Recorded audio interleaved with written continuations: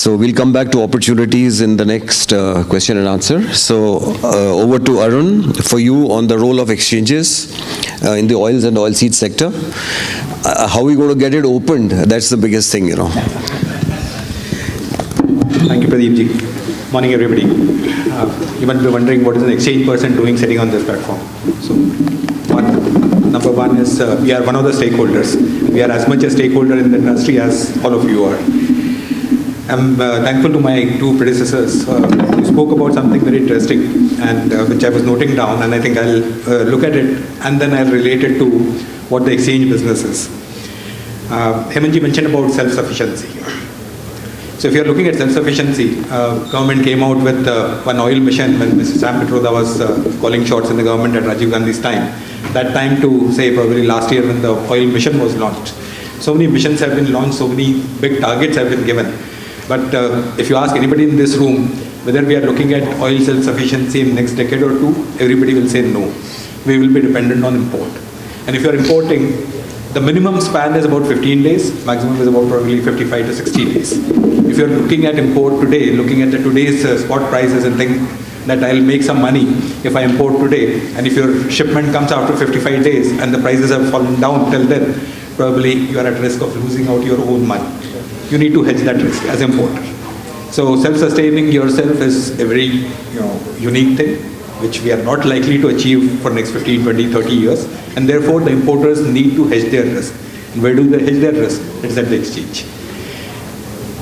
The second thing, Hemantji also mentioned in terms of the conflicting interest, between crushing and soybean. So when the futures were banned, one of the things which one of our regulators and one of our ministries told me is go and speak to the Department of Animal Husbandry. And I was perplexed. I said, how the hell are they connected? And they said, no, the demand is coming from poultry feed industry. And therefore you need to speak to them and ensure that they are not against the futures market. I said, wow. So the interconnectedness and the risk associated with different industries and how do you hedge those risks? So you need to bring more people on the exchanges to ensure that these interconnected industries are also part of hedging their own risks. Shodeep thankfully mentioned volatility. I think all of us are aware about volatility and how do you manage risks. But the volatility is not only associated with the players like ITC or people sitting in this room. Volatility also affects somebody who grows soybean. So there are a lot of these farmer producer organizations who last year looked at soybean prices at about 10,000 rupees. And everybody went on sowing NMP and even Telangana, a state like Telangana which never had soybean historically or had very little, they went on growing soybean, Maharashtra, Rajasthan. And this year everybody was expecting a bumper crop, 9,000 to 10,000 rates. And the initial period the rates were only 3,000 or 3,500. And there were a lot of YouTube virals that soybean industry is dead or soybean farmer is dead. Now somebody needs to hedge that farmer's risk also. So exchange is the mechanism which is looking at the whole. So I was speaking just before entering this hall. I was speaking to two gentlemen who are present in this hall, and their relationship for last 1 year has ceased to exist. For the simple reason they were dealing with each other because of the exchange.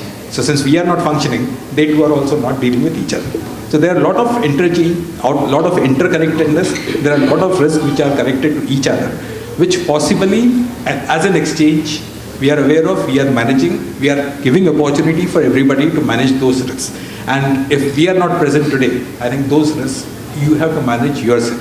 And as I said, if the importer has to import, taking the risk of the prices going down, or the farmer has to probably produce, thinking that 4 months down the line I'll be getting huge profits, and he doesn't, somebody has to pay the price. And whether we can afford that or we can give them an opportunity to hedge their risk. It is therefore, as I said, we are a stakeholder, we are a part of this, and it is essential that all of you work with us to increase this impact of this industry going forward. Thank you. Yeah, thank you so much, Arun, for your insights.